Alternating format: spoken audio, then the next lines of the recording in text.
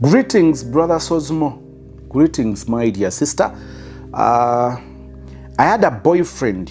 We met at university. Simanyi bwe nnyinza kibalansinga nembanga njogera oluzungu n'oluganda abalala bonna okuntegeera. I don't know. Waliwo agamba oba okozesa luganda kozesa luganda oba okozesa luzungu kozesa luzungu. Tuli muuna okubalansingamu olw'abantu okubanga bonna basobola okutufuna. Kandabe oba nsobola okukikola mu luganda. Naina omulenzi gwe nasisinkana ku university mu 2014. Wow.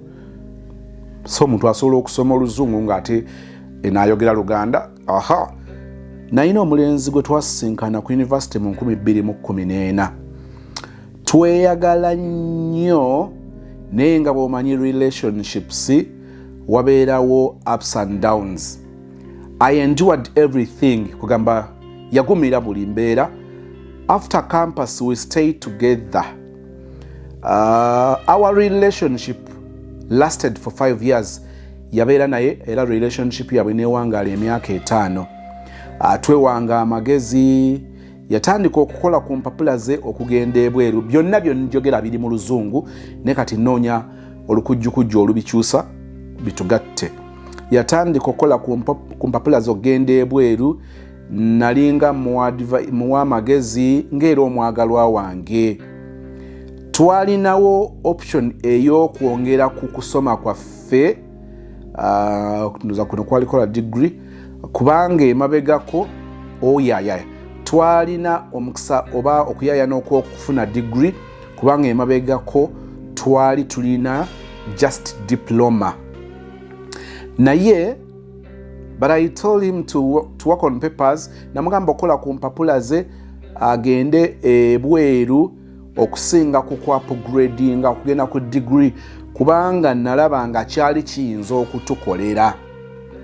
Twakkaanya ne tutandika okugoba ku mpapula ze. Oluvannyuma twasalawo nti nze nzireyo ku campus nkole degree. Byabeera successful era n'agenda ebweru. Naye mu mwezi ogwasembayo nga buli kimu kiwedde alindirira okugenda yatandika okukyuka. To cut the story short,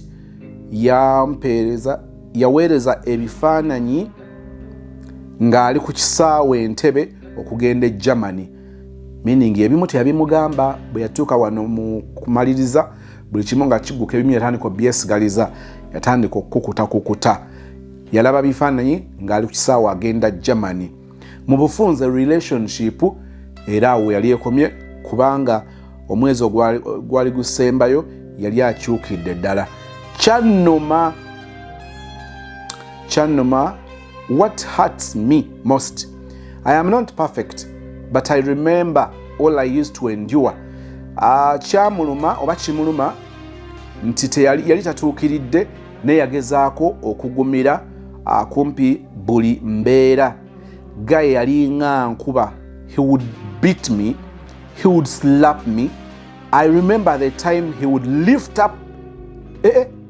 Ajjukira bwe yamusitulanga n'amubuusa mu bba nga ku kitanda n'amusuula wansi. What?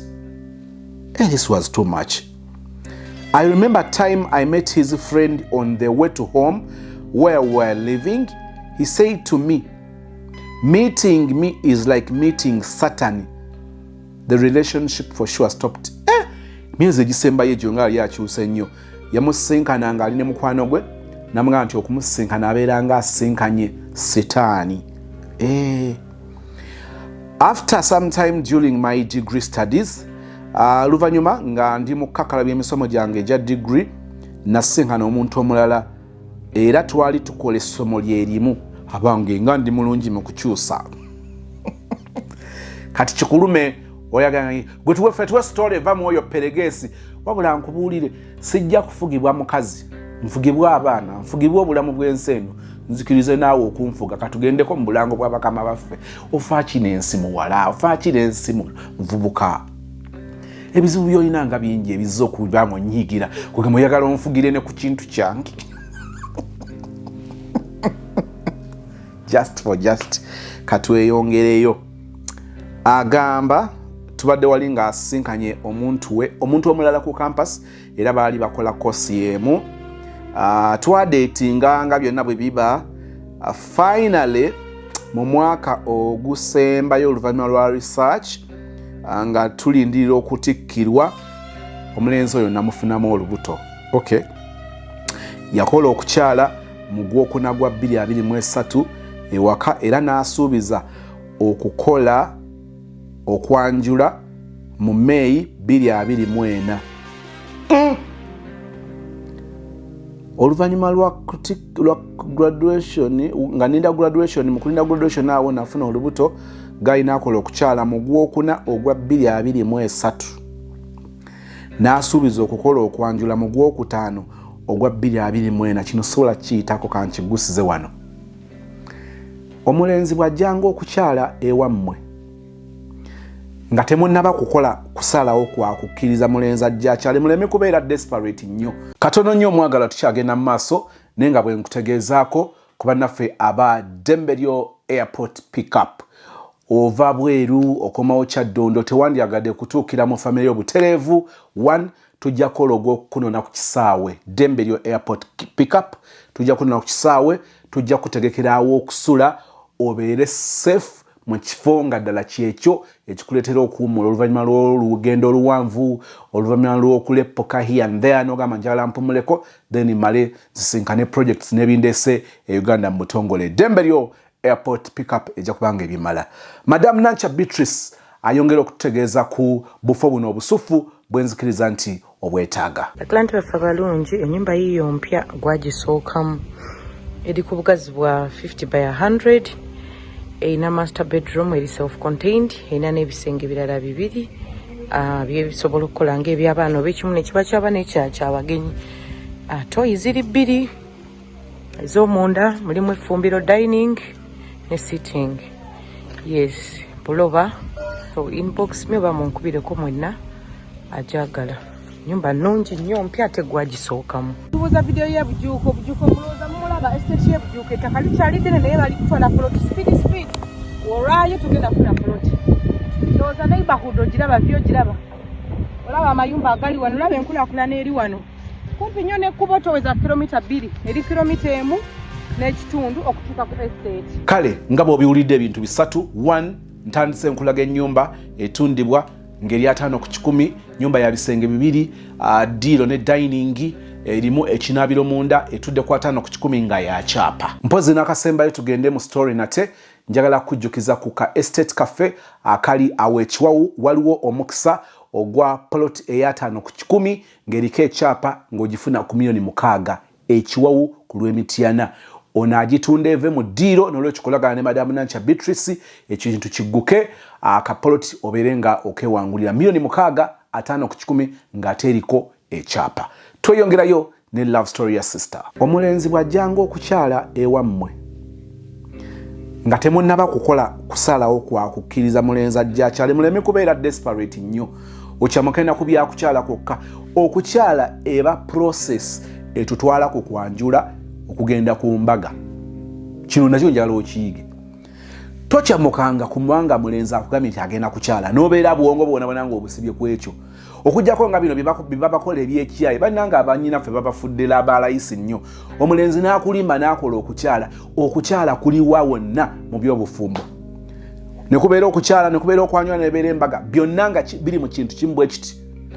Naye nga bakyadde wasenga omusajja n'agamba gwakumaze. Babafeera ne mukkiriza okubafeera. Tudde ku kino. Omulenzi okubanga akyadde mu Gwokuna ogwa 2023 n'agamba nti ajja kukomawo mu kwanjula okwa 2024 mu Gwokutaano. Obwo bufere. Tetunamala kugenda mu maaso kumanya biriyo naye nkiddamu obwo bufere. Si basajja bangi omusajja okugamba ekyo ateeka okubanga waliwo ebintu ebikwatibwako byataddewo ne mukkaanya. Kankusese singa gayagamba nti kamukyale mu Gwokusatu ogwa 2023 okwanjula akukole mu 2024 mu Gwokutaano, ajja kwagala nga mubeera naye nga mwegatta okwegatta kuvaamu olubuto oluvaamu omwana. Okumanya nga abaana ab'obuwala babadibizza nnyo ne basussa. Kati mutuuka n'abantu ne bagamba kakati omanyi omusajja agenda kukuleka, kakati oba okulagenda otandika okubeera ne mwesiba ku basajja mu ngeri eri indirecti, ne mwerabira omuwendo gwammwe. Bameka abagenze mu bondi n'odipositinga ku mmotoka, emmotoka ya miliyoni 7 n'ogidipositingako miliyoni 2 ne bagikuwa. Baba n'omutemwa nti emmotoka eno ku miliyoni 7 bw'osasulako 60%, emmotoka tujja kugikuwa ogitwale. Naye ate ebiwandiiko ffe tubisigaza. Bw'omaliriza tugenda kuwa emyezi 8. Abadde njoga ne Charlie wange bamuwadde emyezi 10. Myezi 10 ne bw'aba alemereddwamu oba ng'asasulidde mu mwaka, mulimu n'abamala emyaka 2 nga tamalangayo mmotoka. Ne bw'agimalayo ne bamuwa ebiwandiiko. Ate era mubaamu n'okukkaanya nti emmotoka bw'obanga tugambye ebbanga bwe liti nga tekigguka, emmotoka tugenda gisika. Era waliwo ze nalaba Charlie wange alina ekibanda ng'emmotoka yazisika zipaakinze awo, n'agamba ono omuyaye emmotoka yali agivugidde emyaka 4 tamalangayo ssente zange, emmotoka keebeereko awo. Omusajja okukugamba nti okukyala kuliwo mu Gwakuna 2023, okwanjula kugenda kubeerawo mu 2025 mu Meeyi. Bwe wajjanga omusajja omulala akikutula okusinga ku oyo, genda.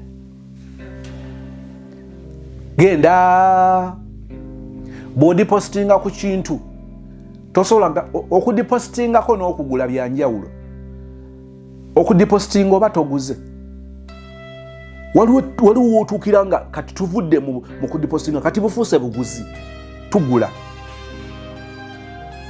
Kitwale nti okukyala kusibako.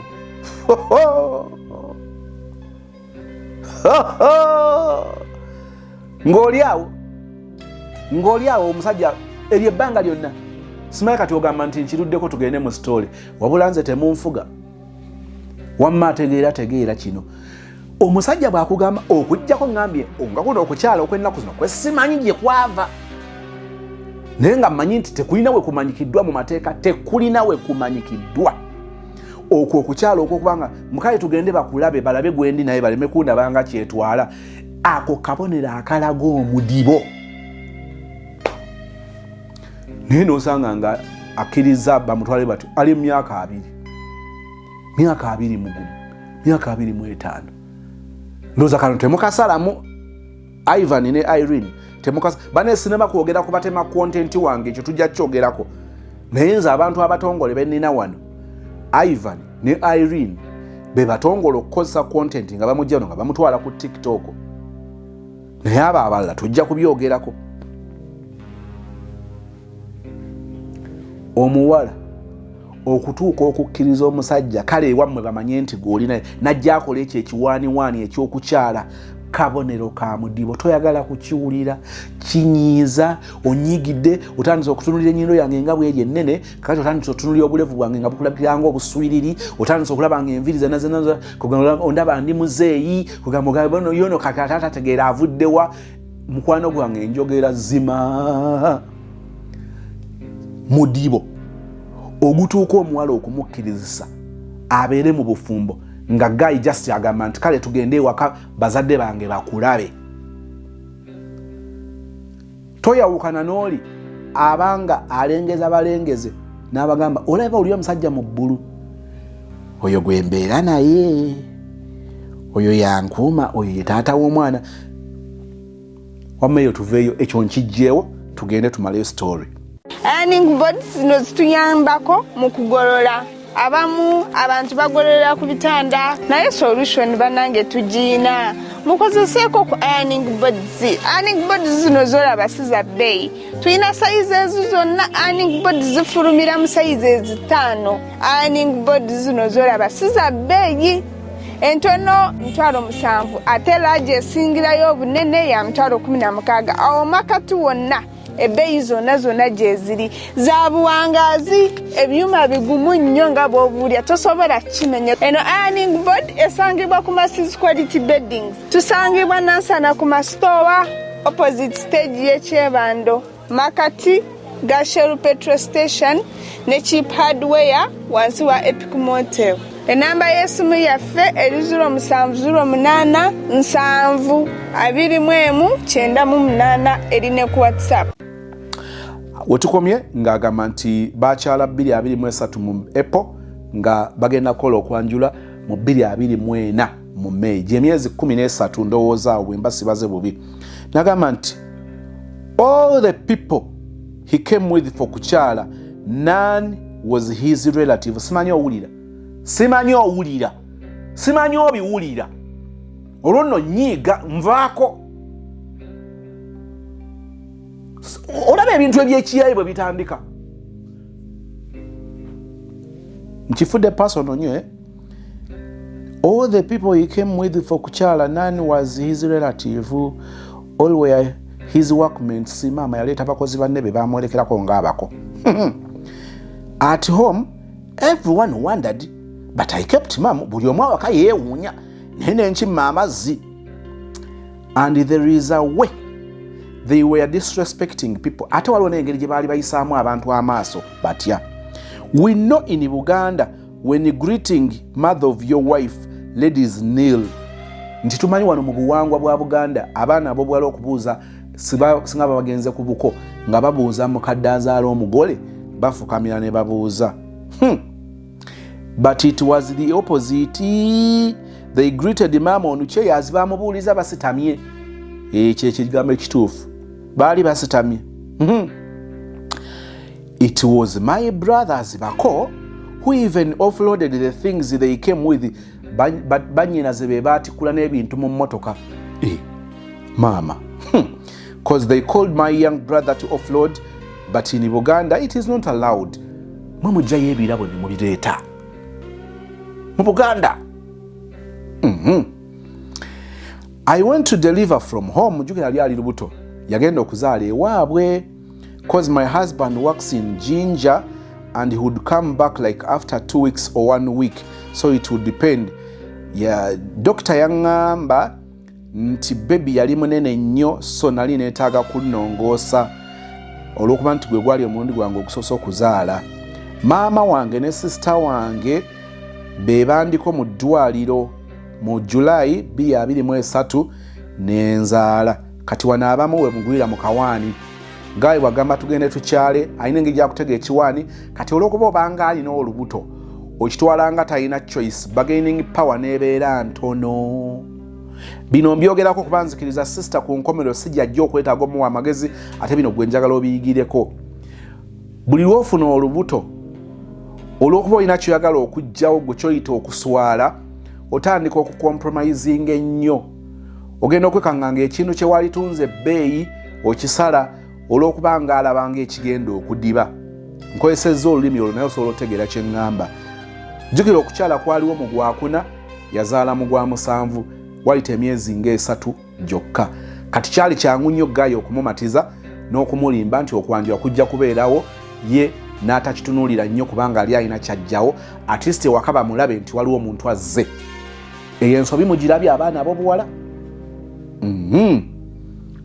Tuddeyo mbadde luddawa wano we yazaalira ya baali naye mu ddwaliro mu July wa 2023 Mulago e Masaka. Guy teyajja mu ddwaliro mu kiseera ekyo, ne twali tuwuliziganya. Mu myezi nga3 nga maze okuzaala naddayo. No, he came for me. Yajja mu September okumulaba. Era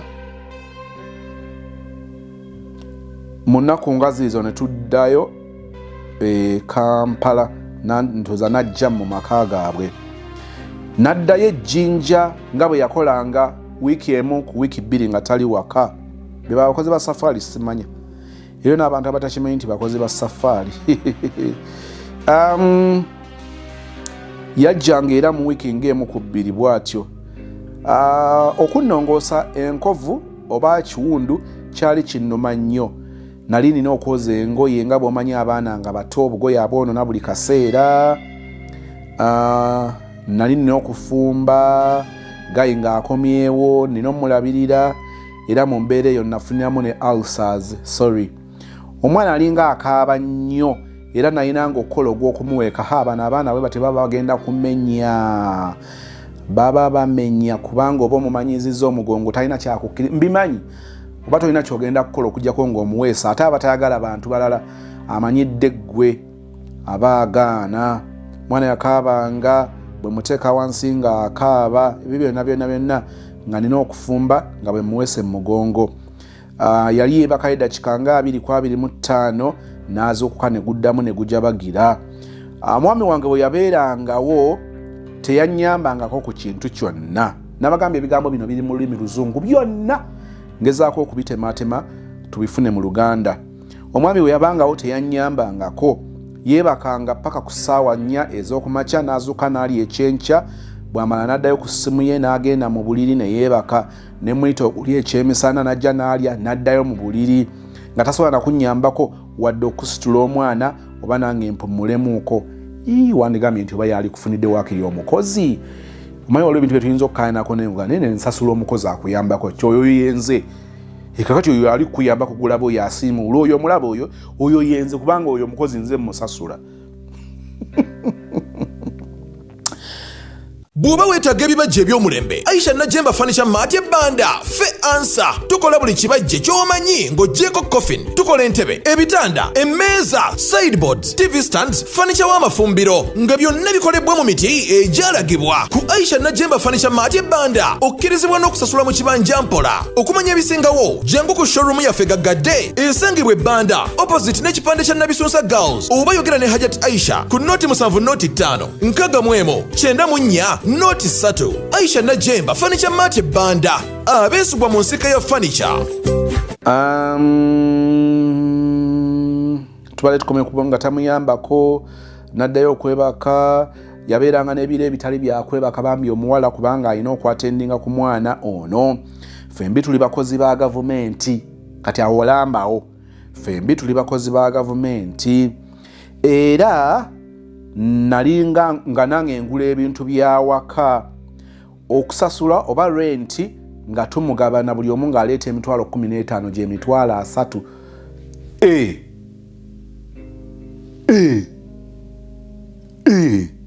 Habayi wano twatuukawo ddi emitwalo 3 nga mugigabana wakati. Bano beewasa hafu beeyagala hafu beefaako hafu buli kimu waafu. Kale katugende mu maaso. Yaweerezanga ezize naye nga wallahi tekuli ne withdraw charges. Saagala abantu bawuliza sente nga tekuli withdraw charges. Olumu yaddangayo ejjinja n'atuleka nga tatuwadde byakukozesa. Olumu n'aweerezaayo 3, 2 oba 4 bw'atyo. Yagambanga bwe nabanga musaba ssente, no, he used to say when I ask for money to use, okugeza okay, bwe namusabanga ssente ez'okugula ebintu katugambe nga pampa nga ngamba gwe tokola naawe oli mukozi wa gavumenti. Ku Christmas ya 2023 Guy yajja kwa 24 ekiro, kwa 26 n'addayo akawungeezi mbu bamuyise nga neighbor we afudde, so ng'alina okugenda mu kuziika. Lumu January 2024 teyaŋŋambako wadde ka happy new year. Nze ne muweereza akamesegi ne mwana neegwa obutandowoozaako n'agamba nti yabadde bize ku mirimu. Obulamu ne bugenda bwe butyo. Nasaasaanyanga ssente ku mwana era ng'obugendo obumpimpi ntambula obutambuzi olw'okufissa ku kasente.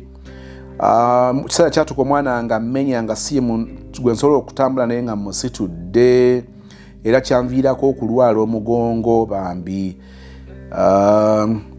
Ku myezi 6 omwana nga atandise okulya nga bamanya abaana babakyusiza ku dayate neera nga nze nfaafaga nabyo. Ate ebiseera ebyo appetite yange naye yali yalinnya olw'okuba nti nnyonsa. Ekyo kituufu, abakyala abayonsa baba baagala nnyo okulya kubanga baba bafuusa abantu babiri abagabana ate essowaani y'emmere emu.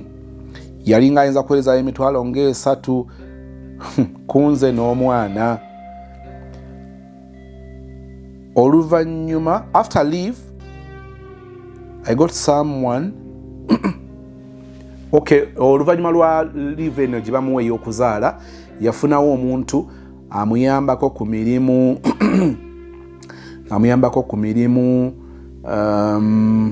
naye nga asobola okuweereza 50,000 omusajja.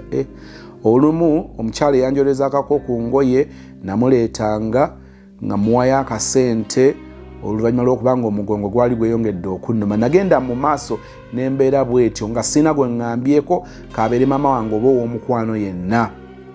Yanjogerangako bubi eri mikwano gye ate abataali na bafumbo, ekintu kye ndaba nga tekyali kirungi. A lot was in my head: depression, stress, crying baby, back pain, sleepless nights, ulcers, psychological and mental pain. Nasibanga enviiri zange ne neeyambaza buli kimu ne ntandika okugenda nga mbigumira. When he came for me after delivery, bwe yajja okunkima oluvannyuma lw'okuzaala, he said that his sister had a daughter with Kwanjula. Yangamba nti alina mutowe alina okwanjula mu Gwokusatu gwa 2024. Actually he was with her. Yajja naye nga bazze okundaba oluvannyuma lw'okuzaala. So ekiseera bwe kyatuuka yangamba nti tugenda naye mu kwanjula emukono. Kyalyokke nange naye ne musaba nti aleme okukozesa epikipiki y'omulimu gy'avuga. Alina biddigi bino ebya gavumenti. Namusaba aleme okukozesa piki eyo, ne musaba tupangiseeyo ku kamotoka okuva gye tusula, gye sijja kwogera, okuva gye tusula okugenda emukono. Olw'omwana obutamutambuliza ku booda, kati abalala bagalabanga malala. Gwe ekyokuba ng'otambulira ku booda leka kulowooza nti obulamu bulina kutambulira wali naawe togitambulirako ng'ojooga. Bw'oba okakasa nti enyuma nnyo akaana tambula nga tokabisse, naye okafubika buli kimu n'oyagala kutambula na bulangeti ne bed cover duve byonna mattress cover ogireete ng'obikka mwana mpewo. Bw'oli oli ng'ayogera bw'ati leka kulowooza nti kuno kuduula. Nnaku ye tutambulizaawo era buli lwendaba omukyala atambuliza omwana omuwere ku booda ne bampitako ng'ambasabira. I swear ng'ambasabira nga Mukama bawe obusobozi. Bwe baba nga bagitambuliddeko lwaleero nga balina ekidduka it is okay. Bwe baba tebalina Mukama bawe obusobozi abaana. Ne musaba tupangise kamotoka n'agaana. Bwe yagaana ne musaba mpe ku ssente z'enviiri n'okupangisa gomesi n'agamba gwe tokola.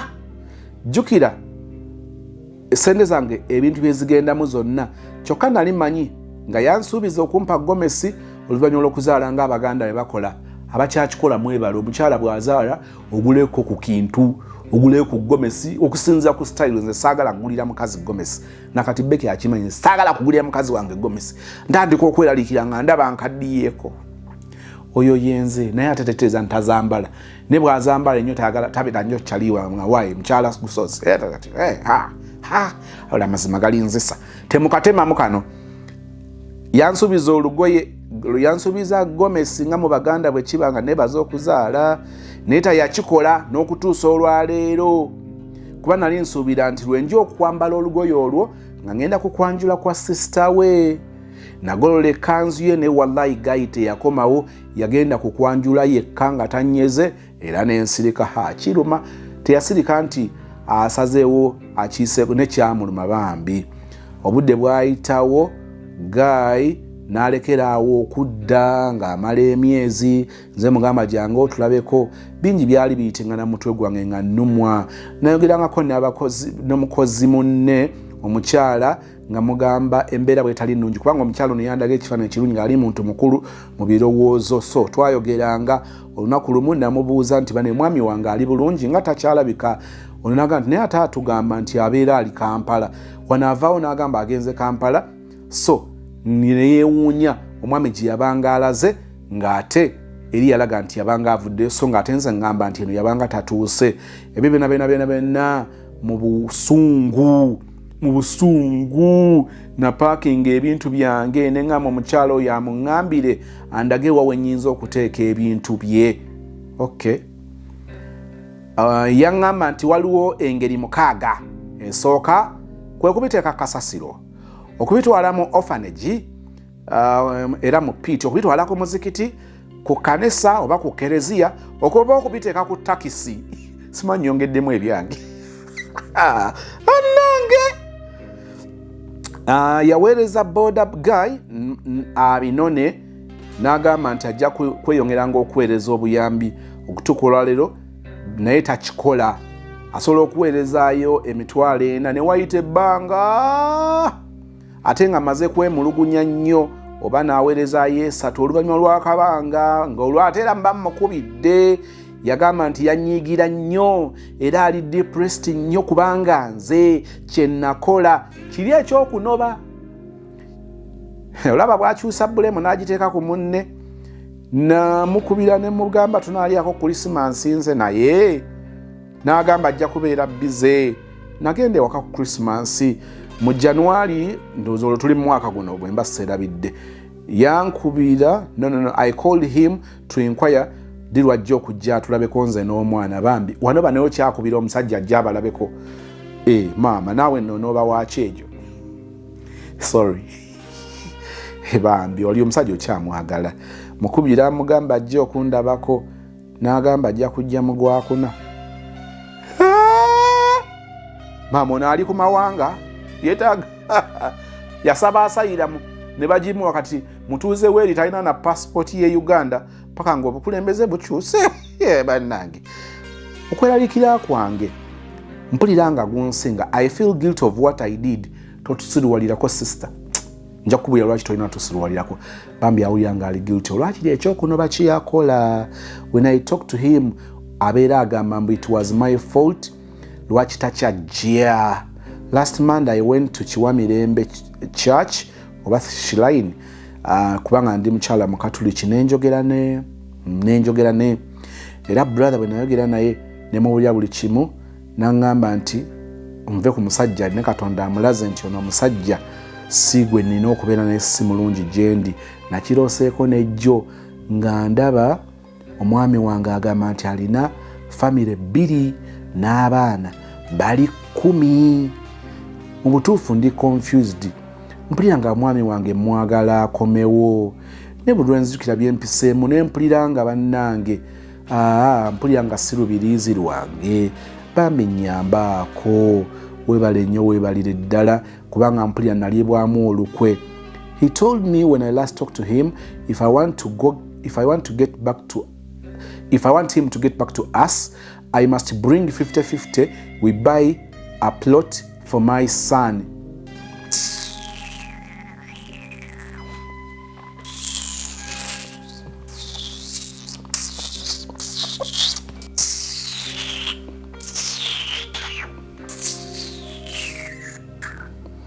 He told me when I last talked to him, if I want him to get back to us, I must bring 50-50.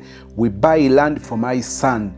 There he will get back to us. But any person I tell about this statement, he tells me that he doesn't love me. He just wants us. He just wants to use me. This guy is not bad financially. He has different plots of land and even chunks of land in different areas. He told me right now he can't give me rent.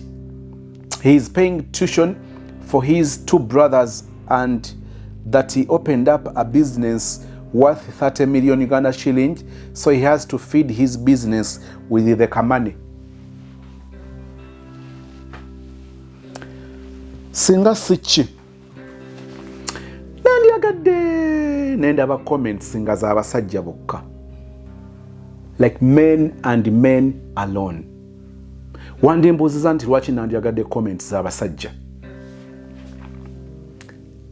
Abaami batera okugamba nti mpaganya z'abaana ab'obuwala, girl child mufudde ekirala tagambwako muwanise. But for heaven's sake, ono bw'abanga abadde sister wo oyinza kumuwa magezi ki?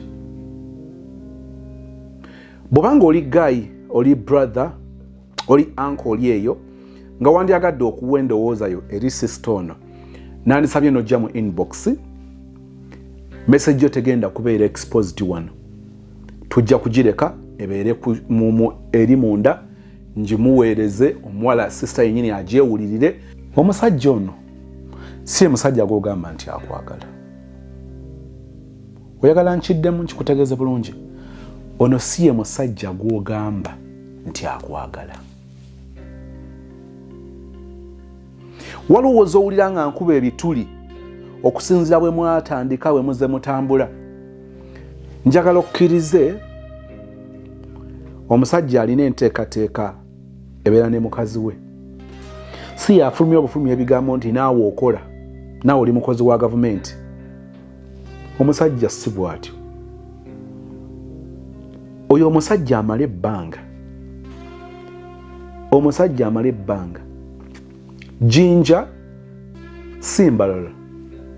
Nina kyali wange. Abeera Kampala. Amaka ge gali embalala. Buli wiiki. Bwe ngamba buli wiiki ntegeeza buli weekend. Okujjako nga kinene nnyo ate byenjogerako ne bwe kiba kinene nnyo ne kimulemesa weekend mu wiiki wakati agenda embalala. Bwe njogerako njogera ku bintu byenzikiriza nti bitambudde ebbanga eriweza emyaka ekitono ng'esatu. Nja kutandikira ku gye mumanyidde. Nkiddamu buli wiiki agenda embalala. So nno ng'ate omulimu gwe guli sensitive.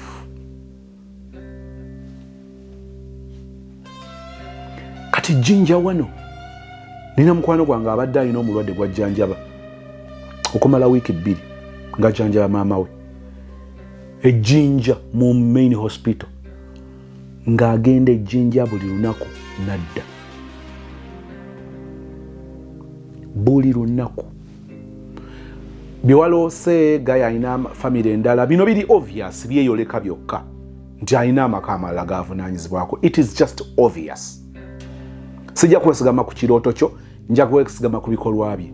Sijja kwesigama ku brother bye yakugambye bwe wagenze ekiwa mirembe. Wagenze ekiwa mirembe. Sijja kwesigama ku ebyo. Jana tukwese just simple logical, just common sense. Okusinzira mu byoyogedde. Ekisembayo omusajja yenna okukukuba baganda be. Okukukuba baganda be. Okukukuba business y'emiliyoni 3. N'abanga gy'ensonga gyawa obutakuwa rent. Kakati omusajja bw'aba takuwadde rent, ogenda gamba nti akuwadde za mmere? Nedda. Omusajja omwagala. Naye okwagala kukola sensi ng'oyagala aliwo. Kati bw'oba oyagala ataliwo kiba kikugasizaawo. Kiba tekigenda kukola makulu n'omulundi n'ogumu. N'olwekyo njagala kwegayirira nga nkusaba mukwano gwange omulungi. Please accept nti walekebwawo. Ojja kweguya akoze blame game yejjeko obuvunaanyizibwa tatunulidde what sparked your action of packing and leaving the house. Tatunulidde the reasons why you were pushed to that wall. Ebyo tabitunulidde. Atunulidde kyakusalawo kunoba. Okunyumya kwokulaze nti ono by'omulundi gumu. Naye ng'otunulira embeera gy'olimu for that long.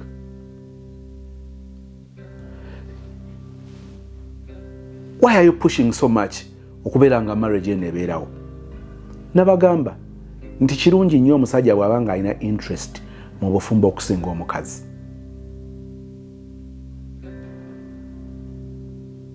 Kibeera kalekaleko. Obufumbo ng'omukazi yapushinga kyova olaba yataddewo ne condition. Oh my God, yataddewo condition. Njagala confirminga bye bazze bakugamba. Njagala confirminga instincts zo kye zikugamba about this kind of man. Webaze Katonda nti tolina mwana mulala obanga toli lubuto. Munnange kakati kye kiseera weetuuza omutima gwo ogugambe nti mutima gwange wumula, mutima gwange kakkana, gwe twagala tumwagala naye gwe twagala taliiwo. Ekyo bw'omala okukitegeera otandika okugenda ku kiddako. You like it, you don't like it. Eno si marriage omuntu gy'ayiirawo omubiri.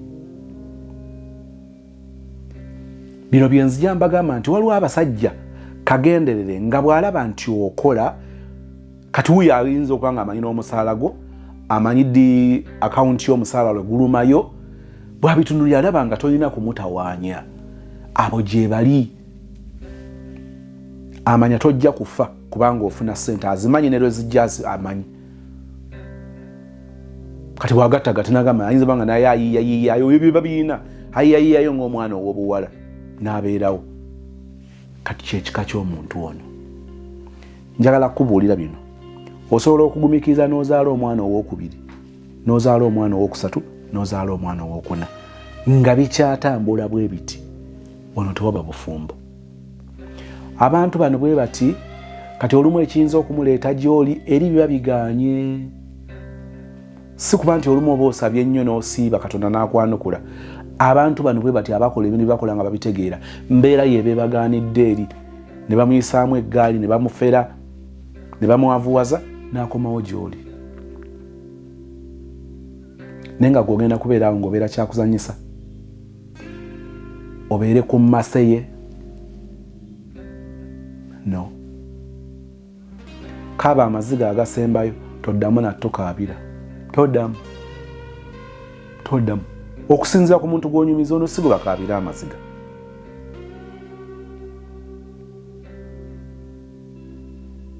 Nkiddamu. Abalala batuuka ku stage gy'oliko ng'alina abaana basatu. Batuuka ku stage eno ng'ali lubuto. Bw'oba nga si wooli, omwana wo gw'olina tambuza bulamu.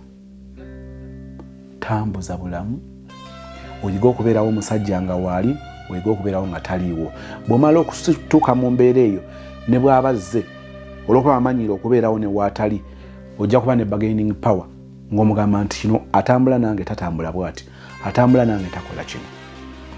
Story ya sisa tugenda gifuna mu maaso awo. Nsaba okkirize, nkwagaliza emirembe gya Katonda. Obulungi bwe n'ekisa kye bikubeere, bikuwanguza okusoomoozebwa kw'olimu, bimenyanga omuntu wamwesiga, bimenyanga famire gwe yalabako. Kati onotandika atya okubalaga omulala, onotandika otya omwana okumumanyiza omusajja omulala, kwe kutya kwe mubeeramu. Kati wano bye tuyize tuba tubiyize. Bwe tuyingira relationship endala tumanye ebyatusuula wano. Nze gaayo ono singa tubadde ng'aboogera from the beginning, mbadde mu kubamu ebituli. Okuva ku bantu be yaleeta ku kukyala. Haba ne family, lwaki yaleeta bano? Ebina bitukubamu ebituli. Bano bantu bosanga nga gwolowooza nti gwosoose nga gwoli mukazi wakubiri ng'ayina asooka.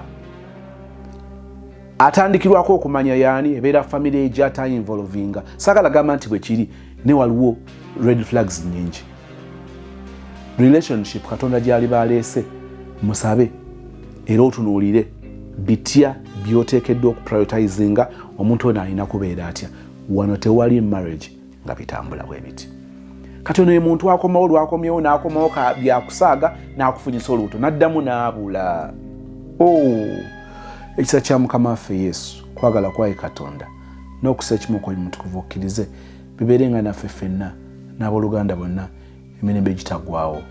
Amiina. Nze Becky Sozi owa Remo Beauty and Wellness Parlour Esseeta. Mu bimu ku bye tukola mwe muli body massage therapy, facial treatments, counseling services. Gw'omwana w'omuwala ovaamu akaswa akabi, gifa ebbaawo waffe abakyala, obundula amazzi amakyafu, wazibikira enseke, bw'onookosa gifa ebbaawo ono gw'ojja otuweera obujulirwa. Tulina kofi ono alimu ebirungo 6 mu kintu kimu. Gano Dama Coffee 6 in 1. Mulungi eri abalwadde ba sukaali, mulungi eri abalina obubonero bwa kansa, mulungi nnyo eri gwe akakalu kano okuyita mu lunaku. Mu health wellness treatments tulina reflexology sandals. Nungi eri abazimba ebigere, bw'olinnya wansi owulira ng'afumitibwa mu bigere. Zirelaxinga muscles zo okufumitibwa kuno ne kuggwaawo. Ziyamba omubiri gwo okutambuza omusaayi. Ziyamba ku bwongo bwo n'embeera yo eya bulijjo. Buli peesa ly'olaba ku ssande eno lirina ekitundu ky'omubiri gwo kwe lituuka buli lw'ojambala. Olwo obujjanjabi ne bukolebwa ku mubiri gwo. osobola okugigula n'ogyambala mu ofiisi yo awaka, osobola okugyegulira nga ggwe ogigulira mukaddewo oba jjajja kuba ate abo bagyetaaga nnyo. Okumanya ebisingawo ku bino byonna kolagana ne Remo Beauty and Wellness Parlour e Seeta ku nnamba ezo eziri ku screen yo for direct calls and WhatsApp.